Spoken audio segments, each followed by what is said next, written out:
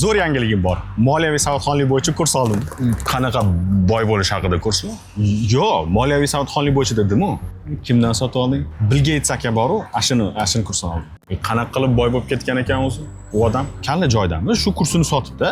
Xo'p, shu kurslarni sotishdan oldin o'zi tagida nima boyligi bor? Qanaqa qilib boyigan bo'ldi? Shu kursini sotib deyapman-ku.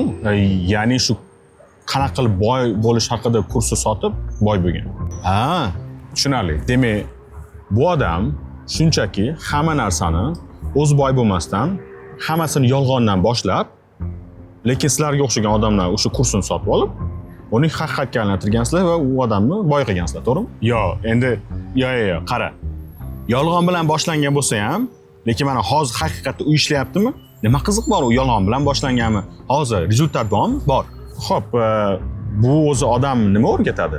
Qanaqadir ko'chmas mulk o'rgatadimi? Aksiyalar, obligatsiyalar, birja o'rgatadimi? Nima o'rgatadi? Yo'q. Shunchaki senga ham xuddi shunaqa kursda qanaqa qilib sotishni o'rgatadi xolos. Qanaqa qilib boy bo'lish to'g'risida. Ha? Men kallam urishib qoldi. Sen kurs tugatgandan keyin sen nimani o'rgatasan? Ha, qanaqa qilib kurs sotish haqida kurs qilaman. Demak, qaysidir bitta odam sizlarga qanaqa qilib boy bo'lish haqida kurs sotgan va buni tugatganinglardan keyin sizlar ham qanaqa qilib boy bo'lish haqida kurs sotasizlar. Bingo, to'ppa-to'g'ri. Hamma narsani ibtidosi va intihosi, boshlanishi va tugashi bor. Bu ham tugaydi qachondir. Yo'q. Ha, demak, siz hammanglar kursni bitirganlar, biz o'lgunimizcha insoniyat qirilib ketguncha bir-birlarga sotib yurasizlarmi yoki bizga sotib yurasizlarmi? Baribir ham shunaqa qilib yashayapmiz-ku.